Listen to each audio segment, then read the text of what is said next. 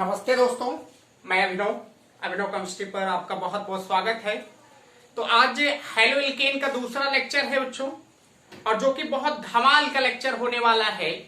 और इसमें हम लोग पढ़ेंगे बच्चों क्या हेलो एल्केन के बनाने की विधियां होंगी, और उसमें जो शुरुआत हो रही है वो एल्केन से हो रही है।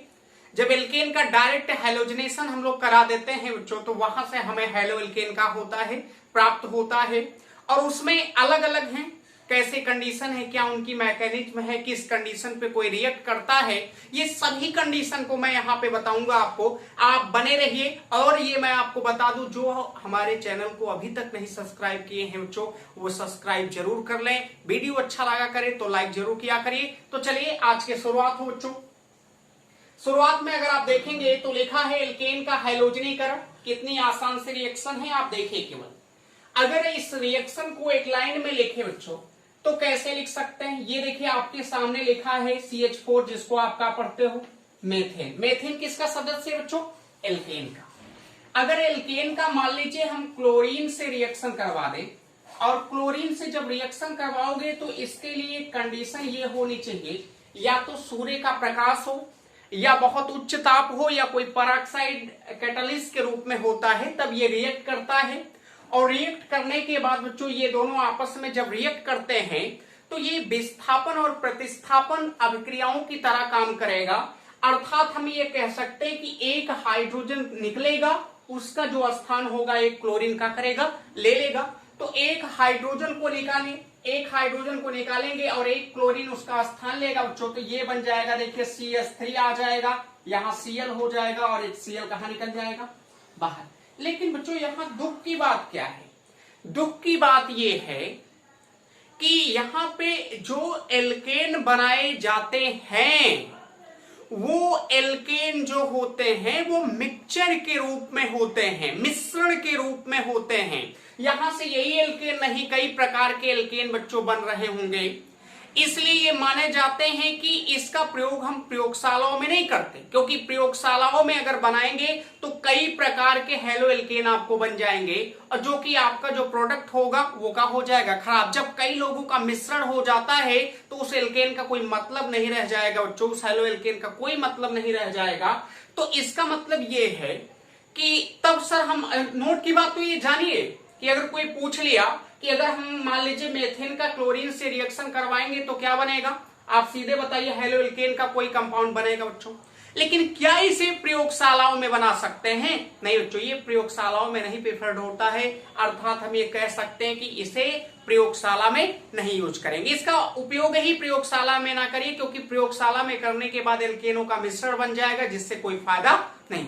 हाँ, अगर अभिक्रिया को नियंत्रित कर पा रहे हो, इंडस्ट्रियल लेवल पर अगर आप देखोगे, बड़े स्तरों पर अगर आप देखोगे, लार्ज स्तरों पर जहां सब कुछ सुविधाएं हैं, अगर वहां पे अभिक्रिया को नियंत्रित कर सकते हो तो कुछ सही से आप क्या कर सकते हो, इसको बना सकते हो। अब जैसे देखिए, अगर हम लैब में, पहली बात तो ये नोट में याद रखिएगा, मैं बार बार बोल दे रहा हूं कि अगर आपको नोट में लिखना होगा तो कह सकते हो कि इसका प्रयोग प्रयोगशालाओं में नहीं करते हैं बनाने के लिए, क्योंकि यहां हेलो एल्केन का क्या बनेगा, मिश्रण बनता है। हाँ, अगर नियंत्रित कर पाओगे तो कुछ काम कर ले जाओगे बच्चों। चलिए अब देखिए, ये तो बन गया। अब आप ये पूछ सकते हो सर आपने कैसे कहा कि ये कई लोग का मिश्रण बनेगा। मिश्रण बनेगा बच्चों, यहाँ क्लोरीन और मेथेन के ऊपर भी डिपेंड करेगा। मेथेन अगर अधिक होगा तो रिएक्शन थोड़ी देर के लिए रुक जाएगी बच्चों, एक ही बार चलेगी, आगे रुक जाएगी।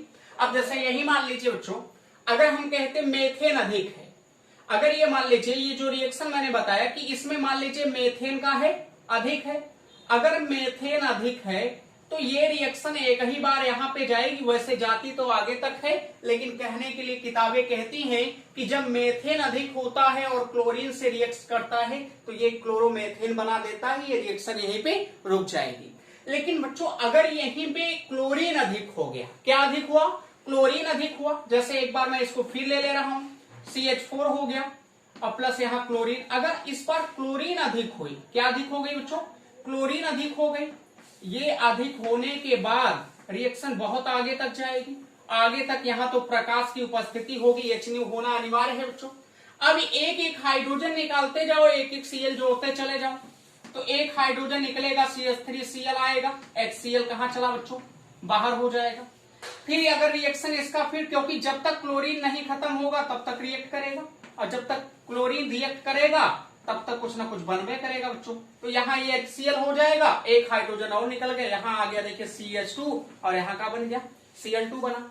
फिर रिएक्ट करवाना चाहोगे, फिर क्लोरीन करेगा, तब तक करेगा जब तक सब हाइड्रोजन कहाँ ना निकल जाएंगे, बाहर। यहाँ फिर H आएगा, एक HCl और बाहर हो जाएगा, HCl बाहर होगा, ये क्लोरोफॉर्म तैयार हो जाएगा, CHCl3 पढ़ते हैं इसको।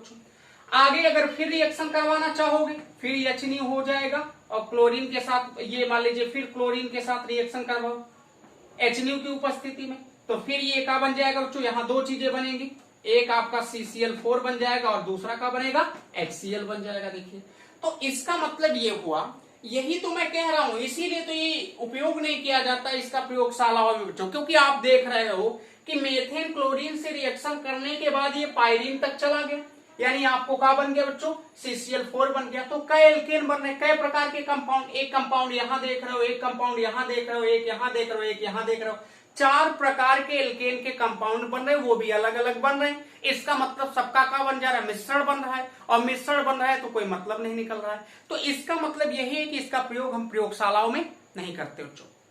हाँ, मैंने कहा कि अगर इंडस्ट्रियल लेवल पर, बड़े लेवल पर अगर इसको हम नियंत्रित कर लेंगे तो कुछ काम कर पाएंगे।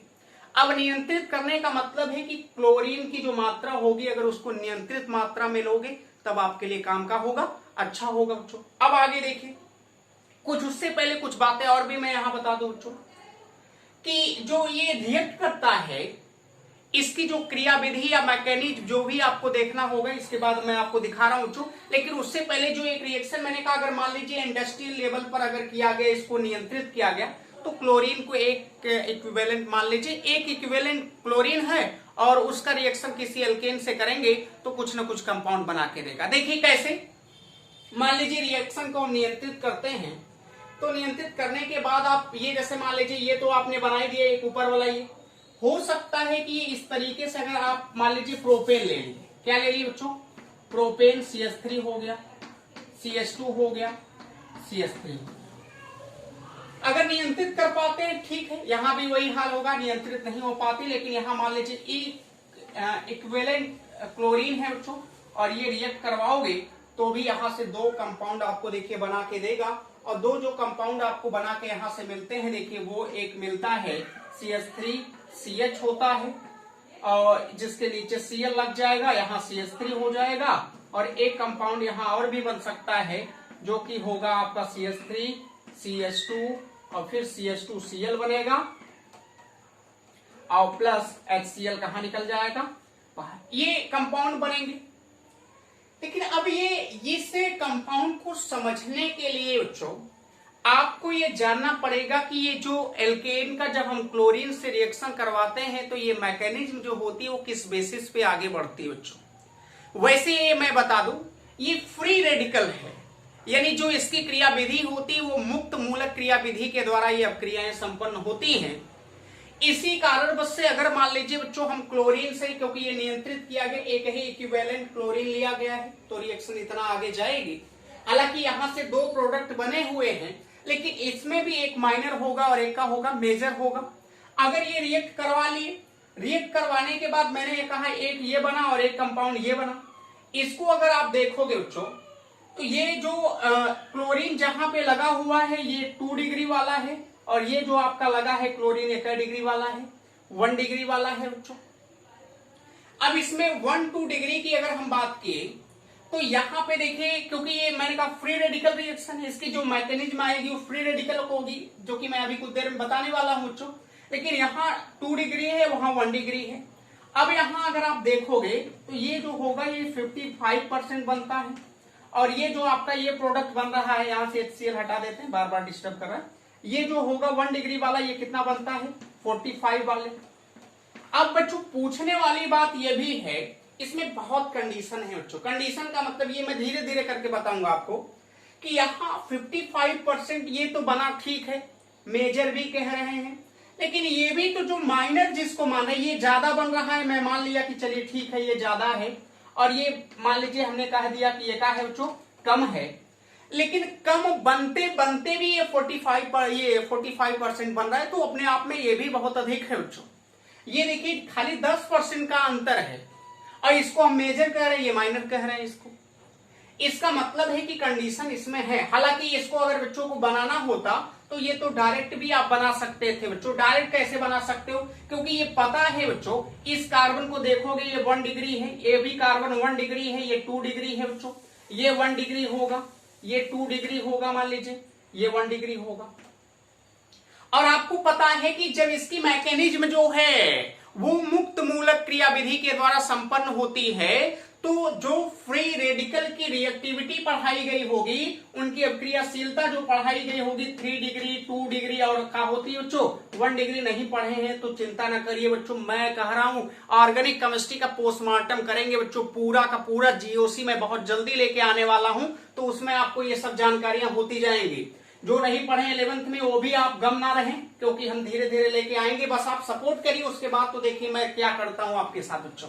तो ये 3 डिग्री अगर कभी भी मुक्त मूलक हो या कार्बोधनाइन की बात करेगा तो उसमें 3 डिग्री 2 डिग्री और 1 डिग्री की बात होगी। तो यहाँ पे अगर मान लीजिए बच्चों हम क्लोरीन नहीं जोड़ते, अगर क्लोरीन नहीं जोड़ते, यहां से एक हाइड्रोजन निकलता बच्चों, तो यहाँ पे जो ये फ्री रेडिकल रिएक्ट हो तो यहाँ पे एक इलेक्ट्रॉन आता, और इसमें अगर ये छोड़ते तो यहाँ आता। देखिए अब यहाँ पे अगर आप देखोगे तो ये 2 डिग्री है ना बच्चों, जिस कार्बन पे मुक्त मूलक है उससे कितने कार्बन जुड़े हैं, डायरेक्ट 2 कार्बन, तो 2 डिग्री है। और अगर 2 डिग्री है और यहाँ पे जिस कार्बन पर मुक्त मूलक है बच्चों उससे कितने कार्बन जुड़े, 1 कार्बन जुड़े, इसका मतलब 1 डिग्री। और ये माना जाता है बच्चों कि 3 डिग्री सबसे ज्यादा, उसके बाद 2 डिग्री, उसके बाद 1 डिग्री, इसलिए ये जो होगा 2 डिग्री था, इसलिए हमने माना कि ये मेजर बनेगा बच्चों, और ये माना कि ये क्या बनेगा, माइनर बनेगा।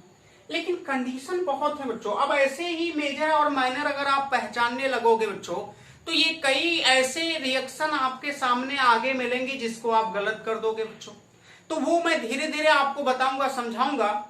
यहाँ पे देखिए बहुत कंडीशन है, जो 11th में नहीं पढ़े हैं बहुत नुकसान करके आए। यहाँ पे हाइपर कॉन्जुगेशन होगा, इंडक्टिव इफेक्ट होगा, सब कुछ बहुत बहुत कुछ इसमें आपको देखने के लिए मिलेगा बच्चों। तो यहाँ पे अगर आप देख पाएंगे, तो अगर मान लीजिए ये कोई पूछ लेता है कि ये 55% बना, ये 45% बना, तो आप सीधे कह दीजिए ये 2 डिग्री होगा, ये 1 डिग्री होगा, इसलिए ये मेजर है, ये माइनर है। चलिए तो ठीक है, मैंने मान लिया बच्चों।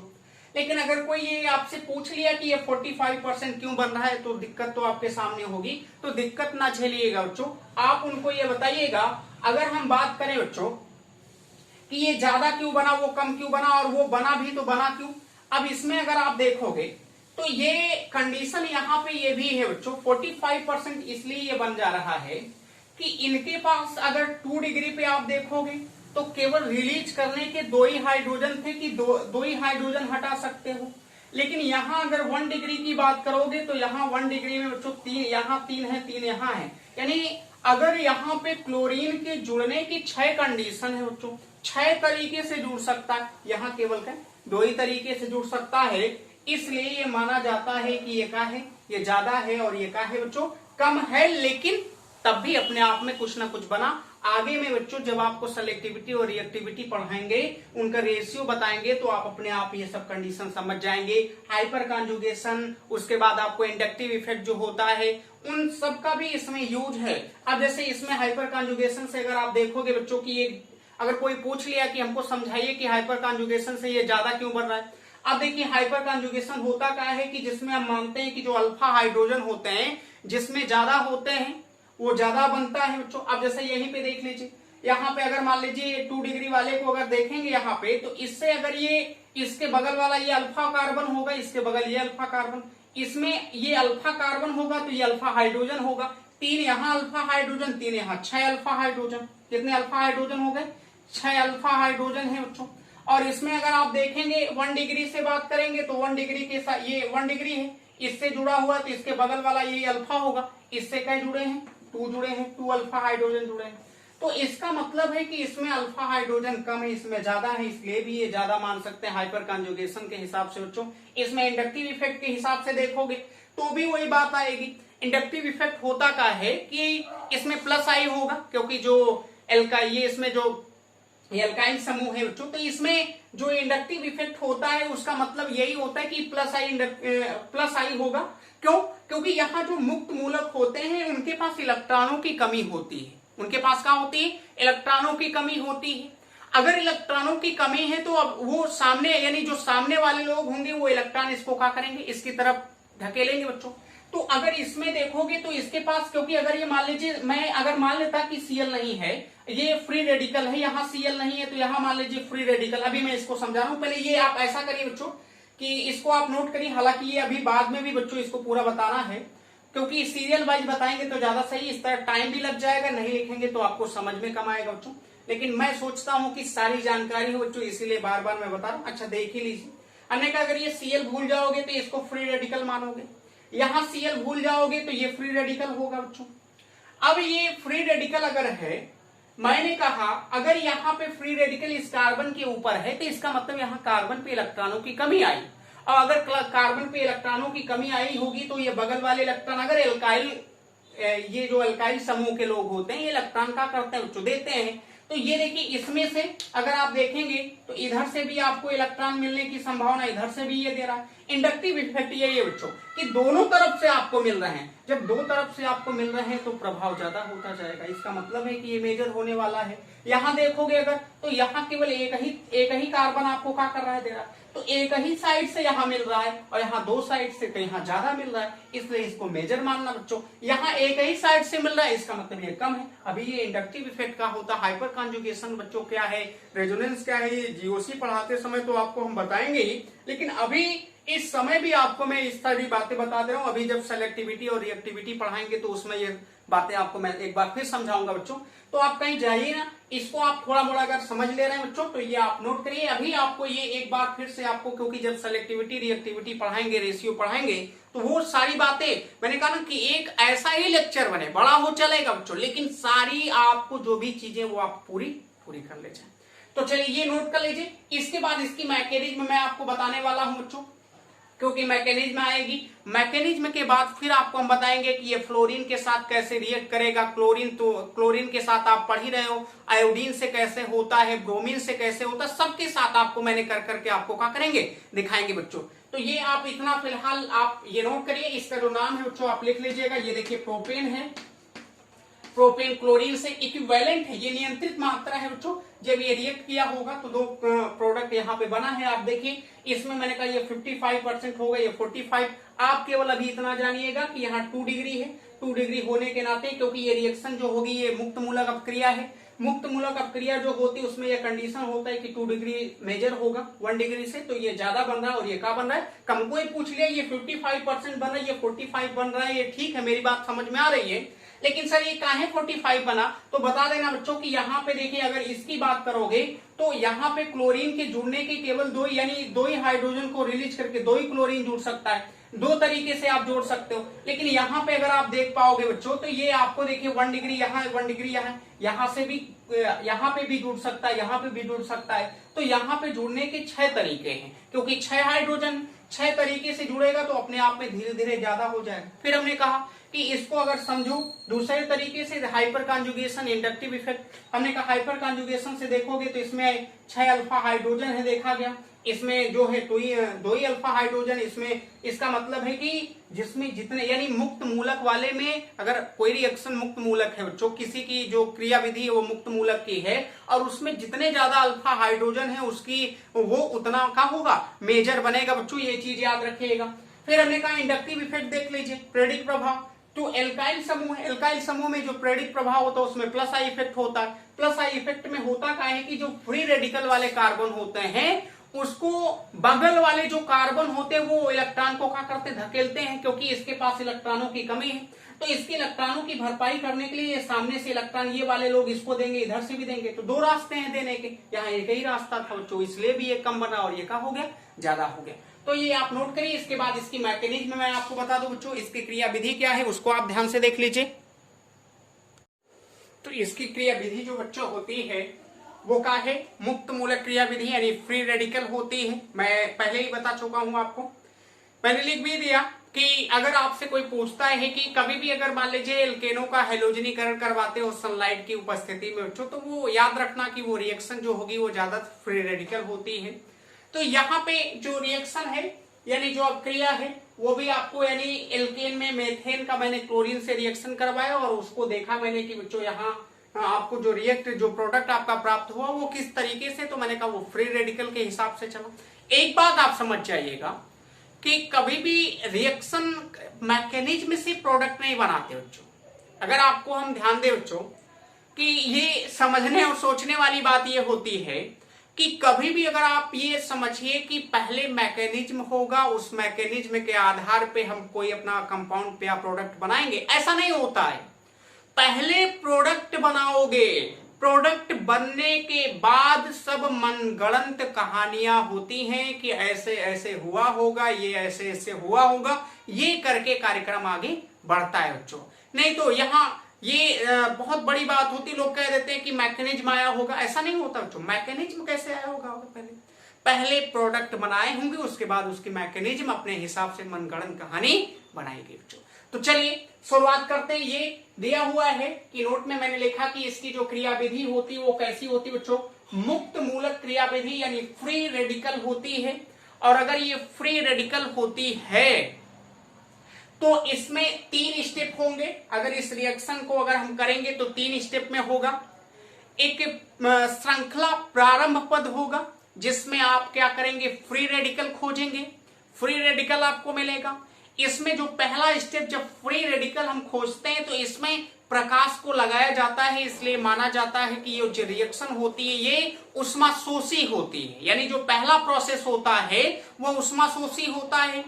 दूसरे प्रोसेस में जब वो रिएक्ट करेगा मेथेन के साथ, यानी क्योंकि जब मुक्त मूलक, पहले समझिए बच्चों, बकने से अच्छा है कि आप लिख लिख के समझेंगे। तो पहला स्टेप नंबर 1 अगर आपसे कभी कोई कहता है इसकी मैकेनिज्म बताइए, बहुत ध्यान से देखेंगे बच्चों। जो जिन बच्चों को मैकेनिज्म नहीं आती बहुत ध्यान से देखेंगे। स्टेप नंबर 1 में हम कहते हैं कि यहाँ का होगा श्रृंखला प्रारंभ पद। क्या लिखते हैं बच्चों? श्रृंखला, पहला स्टेप आता है श्रृंखला प्रारंभ पद होगा। क्या होगा? श्रृंखला प्रारंभ पद होगा। अगर ये स्टेप नंबर 1 श्रृंखला प्रारंभ पद जो है बच्चों, इसमें पहले पद में क्या होता है, अगर मैं इसी के सामने लिख भी दे रहा हूं, मुक्त मूलक बनता है। क्या बनता है बच्चों? मुक्त मूलक, मुक्त मूलक मिलता है। क्या मिलता है? मुक्त मूलक मिलता है। ये मैं अपने तरीके से बच्चों, आप जैसे अपना करना होगा आप लिख लीजिएगा। अब देखिए इसमें प्रारंभ पद में क्या होता है कि यहां क्लोरीन लिया गया, क्लोरीन के ऊपर जैसे ही यहां सूर्य के प्रकाश में इसको रखा गया होगा, एनर्जी में रखा गया होगा, तो रखने के बाद हुआ क्या होगा बच्चों कि ये जो होता है ना, यहाँ पे अगर आप देखेंगे ये दोनों किसके एटम है बच्चों? क्लोरीन के ही। अगर ये क्लोरीन के अणु हैं तो इनके बीच में क्या होता है? होमोलिसिस होता है बच्चों। इसका मतलब है कि हम ये कह सकते हैं कि समविदलन। क्या होगा बच्चों? समविदलन होगा। क्यों? क्योंकि दोनों की नेगेटिविटी यानी दोनों की ऋणात्मकता समान है। इस कंडीशन में न ये इलेक्ट्रॉन ये ले पाएगा, न ये इलेक्ट्रॉन ये ले पाएगा। दोनों कंडीशन में जब नहीं ले पाते हैं तो यहाँ होमोजीनियस, यानी इसका मतलब है कि समविदलन होगा। और अगर समविदलन होता है तो बॉन्ड के अंदर कोवैलेंट बॉन्ड जो है, इनके बीच में कोवैलेंट बॉन्ड है बच्चों, इन बॉन्ड में एक इलेक्ट्रॉन जो क्लोरीन का इस वाले का है और एक इस क्लोरीन का है, तो वो केवल अपना अपना इलेक्ट्रॉन लेके क्या करेंगे? संतोष करेंगे बच्चों। तो ये जब अपना ले लेगा, ध्यान देना बच्चों, ये इलेक्ट्रॉन देखिए ये अपना ले लिए बेचारे, और ये आप दिए थे तो ये अपना ले लिए। देखिए अब यहां लेने के बाद यहाँ पे Cl के ऊपर एक इलेक्ट्रॉन ये हो गया, और यहाँ Cl के ऊपर यहाँ भी एक इलेक्ट्रॉन। अब यहाँ पे बात ये आती है कि ये स्टेप जो है ये इसमें उष्मा लगाई गई है कि उष्मा निकली है। तो रिएक्शन का जो पहला स्टेप होगा बच्चों, श्रृंखला प्रारंभ पद, यह पद जो होता है, यह पद क्या होता है? उष्माशोषी। कैसा होता है बच्चों? उष्माशोषी होता है। याद रखना इसमें एनर्जी क्या की गई है? लगाई गई है। उष्माशोषी होता है, लिख दे रहा हूं, उष्माशोषी होता है। यानी यहाँ पे ऊर्जा आप क्या कर रहे हो? लगा रहे हो। और यहाँ ये भी है बच्चों, अब तक तो ये ठीक थे, लेकिन अब ये इनके पास इलेक्ट्रॉनों की क्या आ गई है, कमी। और अगर ये इलेक्ट्रॉनों की इनके पास कमी आ गई है तो अब ये रिएक्टिव हो गए। ये जो आपको दिख रहा है, जो फ्री रेडिकल, यहां फ्री रेडिकल दिख रहा है, ये बहुत ज्यादा रिएक्टिव हो गया है बच्चों। अब ये अपने आप को कैसे बर्दाश्त करेगा यही जान रहा होगा, इसलिए मैं लिख भी दे रहा हूं। जब फ्री रेडिकल बन जाता है तो इनकी जो क्रियाशीलता होती, क्या बच्चों, जो क्रियाशीलता होती है वो भी क्या हो जाती है, बढ़ जाती है। क्रियाशीलता बढ़ जाती है। यानी अगर कभी भी कहीं कोई फ्री रेडिकल मिलता है तो याद रखना कि वो ज्यादा रिएक्टिव हो जाता है पहले की तुलना में। ये पहले स्टेप में हो गया बच्चों पहले। और अगर आपसे कोई पूछा कि ये क्या हुआ है तो यहाँ ये भी लिख सकते हो कि यहाँ होमोफ्यूजन हुआ है। इसका मतलब है कि ये लिख सकते हैं क्या हुआ है, समविदलन। कैसा विदलन हुआ है बच्चों, समविदलन। यानी समविदलन जब भी कभी होता है, यानी जब भी कभी फ्री रेडिकल मिलेंगे, याद रखना वहां पे होमोलिसिस हुआ है, यानी समविदलन ही होता है किसी भी कंडीशन में। अगर यहाँ पे मान लीजिए कोई इलेक्ट्रोफाइल बना होता या न्यूक्लियोफाइल बना होता तो ये मानते कि वो समविदलन नहीं है, तब वहां हेट्रोलिसिस होगा यानी विसंविदलन होता है। लेकिन अगर कभी भी बच्चों अगर फ्री रेडिकल यानी मुक्त मूलक बनते हैं तो उस दौरान वहां कैसा विदलन होगा, समविदलन होता है। ये चीज आप याद रखिएगा। आगे अगर हम दूसरे स्टेप में देखेंगे बच्चों, दूसरा स्टेप जो होता है, स्टेप नंबर 2 में अगर आप देख पाएंगे तो ये होता है श्रृंखला संचरण पद। क्या होता है, ये लिख सकते हैं इसको श्रृंखला संचरण पद। संचरण पद होता है, श्रृंखला संचरण पद होता है। इस पद में और भी मुक्त मूलक बनेंगे। अब और ज्यादा मुक्त मूलक बनना का हो जाएंगे, शुरू हो जाएंगे। एक तो है ये, अब और बनेंगे।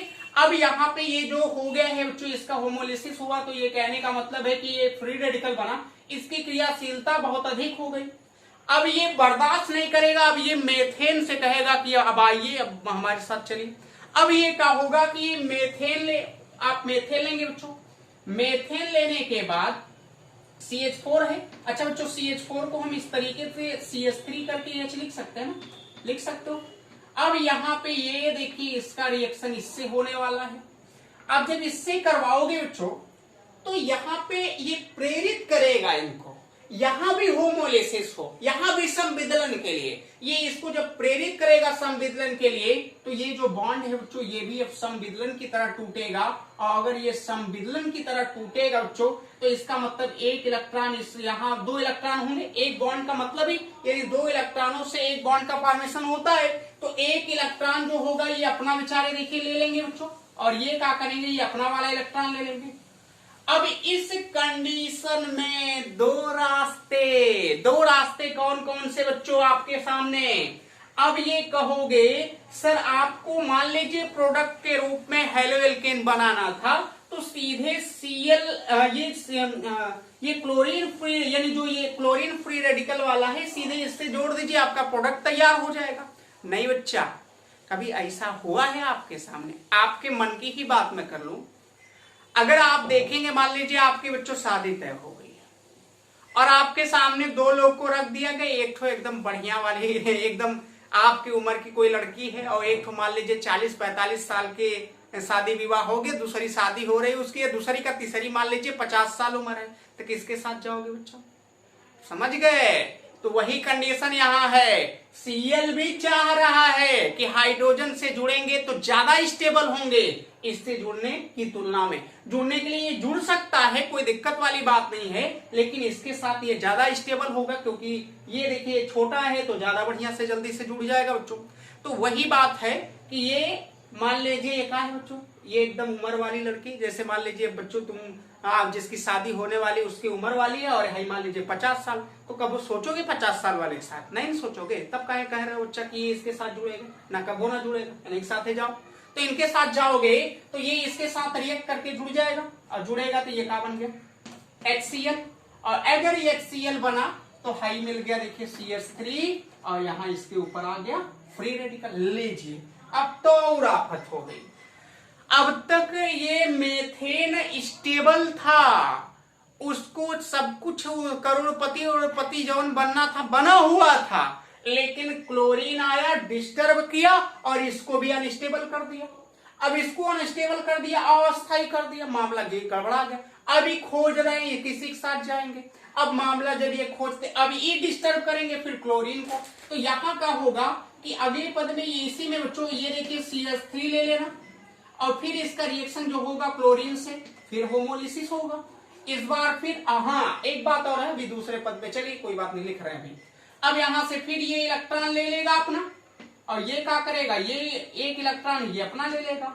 अब मामला बना कि अब ये वाला जाएगा इसके साथ, जब ये इसके साथ जाएगा तो ये बन जाएगा देखिए CH3 और यहां आ जाएगा Cl और क्लोरीन देखिए फिर का निकल जाएगा मुक्त मूलक के रूप में। तो ये प्रोसेस तो रिपीट होता रहेगा। अब ये ऐसे ही बनते चले जाएंगे। अगर आगे और भी ले जाना चाहोगे तो और भी आएगा, फिर अगर आप मान लीजिए ले जाना चाहेंगे फिर मेथेन आएगा, फिर मेथेन आएगा, फिर CH3 लिखोगे बच्चों, फिर H लिखोगे, फिर एक मुक्त मूलक Cl मुक्त मूलक है ये बच्चों। ये क्या करेगा, ये अपना इलेक्ट्रॉन लेगा, ये अपना इलेक्ट्रॉन ले लेगा, ये इसके साथ जुड़ जाएगा, फिर यहाँ देखिए CH3 आ जाएगा और फिर यहाँ का बन जाएगा HCl। तो प्रोसेस तो ऐसे चलता रहेगा ना बच्चों, फ्री रेडिकल मिलता चला जाएगा। तो इसका मतलब है कि दूसरा जो स्टेप होता है ये इसमें फ्री रेडिकल और भी अधिक मिलने लगते हैं। जो मुक्त मूलक होते हैं उनकी मुक्त मूलक मिलने का जो प्रोसेस है वो बढ़ता चला जाता है बच्चों। तो ये देखिए दूसरा स्टेप है जिसको हम श्रृंखला संचरण पद कहते हैं। पहले हमने कहा इन दोनों का ये इनके जब ये मुक्त मूलक आया होगा, मेथेन को डिस्टर्ब किया और हाइड्रोजन लेके उड़ गया, यहाँ ये फ्री रेडिकल, ये अनस्टेबल हो गए। अभी खलबली मचाएंगे क्लोरीन के साथ, क्लोरीन आया, फिर ये ले लिए इनके साथ जुड़ के ये बन गया, फिर क्लोरीन फ्री रेडिकल हो गया। फिर ये डिस्टर्ब करेगा मेथेन को, भाई कहाँ है हमको बार बार बना रहे हो, तो ये इसको डिस्टर्ब करेगा, ये HCl बन जाएगा। फिर ये तो बार बार यही चीज का होती रहेगी, रिपीट ना होती रहेगी बच्चों। तो इसका मतलब है रिपीट ना होने दीजिए। लेकिन अब एक यहाँ भी समझने वाली बात आ गई दूसरे स्टेप में। अगर आपसे मान लीजिए कोई ये बच्चा पूछ लिया आपसे कि ये बताइए दूसरे पद में का यहाँ एनर्जी लगाई जा रही है कि एनर्जी निकल रही है बच्चों, ये अनस्टेबल है। अगर ये अनस्टेबल है तो यहाँ एनर्जी रिलीज होगी।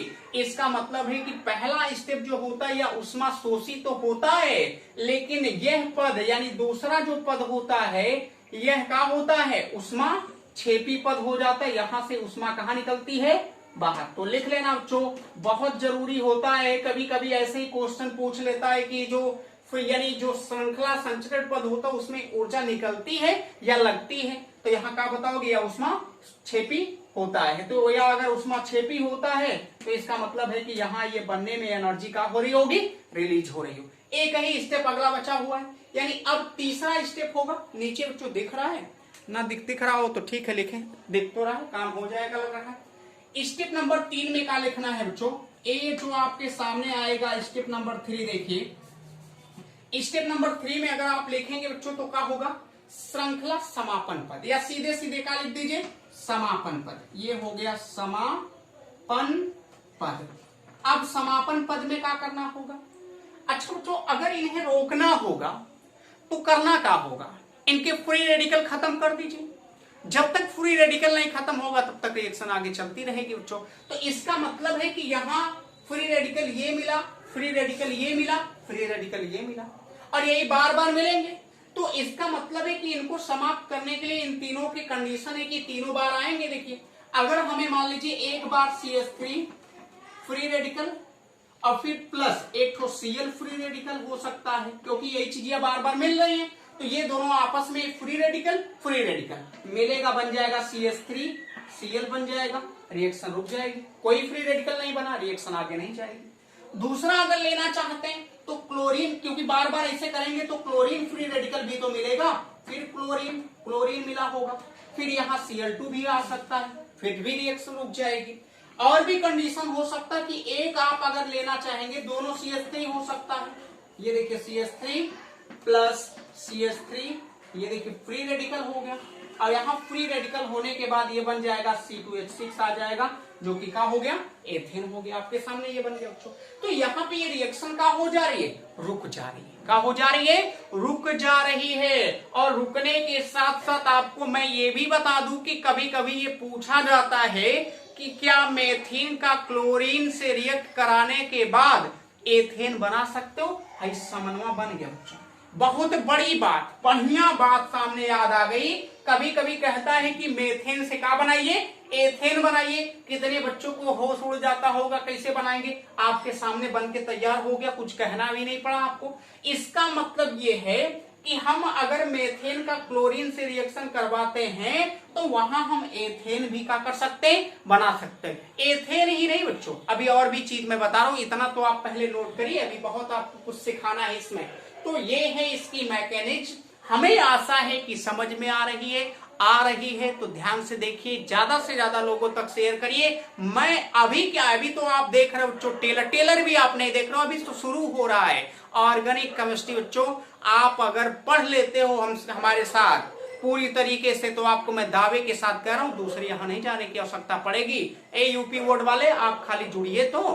तो चलिए एक बार फिर से समझ लीजिए। मैंने कहा इसमें इसकी जो मैकेनिज्म होगी वो फ्री रेडिकल होगी, यानी इसकी जो क्रिया विधि होगी मुक्त मूलक क्रिया विधि द्वारा संपन्न होती है। पहला स्टेप श्रृंखला प्रारंभ पद होता है, जिसमें हमें मिलता क्या है, मुक्त मूलक मिलता है। तो मुक्त मूलक पाने के लिए मैंने क्लोरीन लिया, इसका होमोलिसिस किया गया, संविदलन हुआ। और याद रखिए सीधे सीधे मैंने कहा अगर कोई भी रिएक्शन का है फ्री रेडिकल है तो वहां होमोलिसिस ही होता होगा बच्चों, इसलिए ये संविदलन होगा तो फ्री रेडिकल मिलेंगे। फ्री रेडिकल अगर पहले स्टेप में जब तक एनर्जी नहीं लगाएंगे तब तक ये फ्री रेडिकल ऐसा ही थोड़ी नहीं बन जाएगा। ये स्टेबल था और इसको अभी अनस्टेबल कर रहे हो ना। अरे भाई इलेक्ट्रॉन अपने अपने एक इलेक्ट्रॉन कम हो गए, अनस्टेबल हो गया। और अगर ये अनस्टेबल है तो इसका मतलब है कि अब इसकी रिएक्टिविटी बढ़ेगी, क्रियाशीलता का होगी, बढ़ेगी। तो ये मैंने लिख भी दिया। दूसरे स्टेप में मैंने कहा ये श्रृंखला संचरण पद होता है, जिसमें और भी मुक्त मूलक मिलेंगे, और भी मुक्त मूलक मिलना चालू हो गया।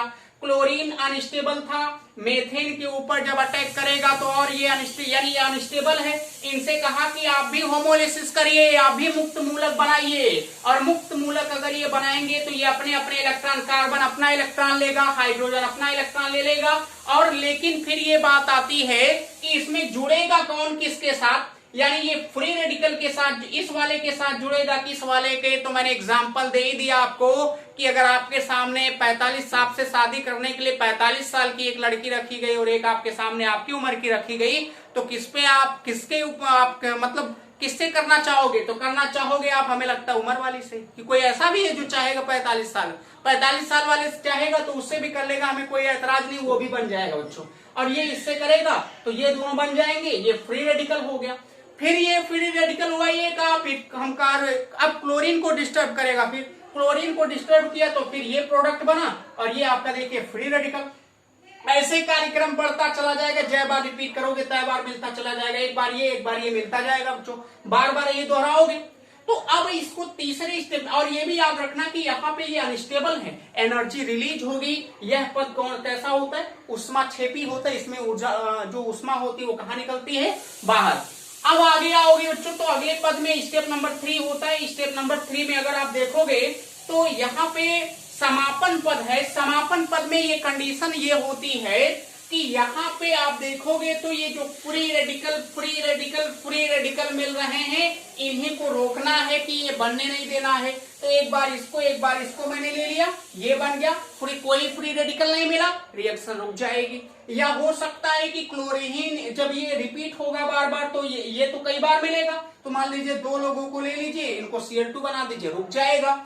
फिर अगर मान लीजिए और भी रोकना चाहोगे, ये भी मिला, इन दोनों के भी ले लोगे तो यहाँ भी काम हो जाएगा, रुक जाएगा। और इससे बहुत मजेदार बात ये थी कि यहाँ एथेन भी आपको बन गया। क्या बन गया, एथेन। तो कभी कभी अगर मेथेन से कहता है, मेथेन से क्लोरोमेथेन बनाने के लिए या एथेन बनाने के लिए या एथीन बनाने के लिए, तो क्या बनेगा, तो क्लोरोमेथेन तो बनेगा, एथेन भी बनेगा और एथीन भी बनेगा। क्या बनेगा, एथीन भी बनेगा। अभी मैं बना के दिखा दे रहा हूं, पहले ये आप इसकी मैकेनिज्म आप नोट करिए अपने कॉपी पे, अपने फेयर पे बच्चों। नीचे वाला ये दिख नहीं रहा है तो इसके लिए बच्चों थोड़ा सा ऐसा करते हैं कि ये स्टेप में यहाँ पे लिख देता हूं कि अगर इनको रोकना होगा, नीचे वाली लाइन जो थी बच्चों ये देखिए CH3 डॉट और CH3 डॉट, ये दोनों आपस में मिलेंगे तो यहाँ CH3 सिंगल बॉन्ड का हो जाएगा, CH3 जिसको आप C2H6 लिख सकते हो, एथेन।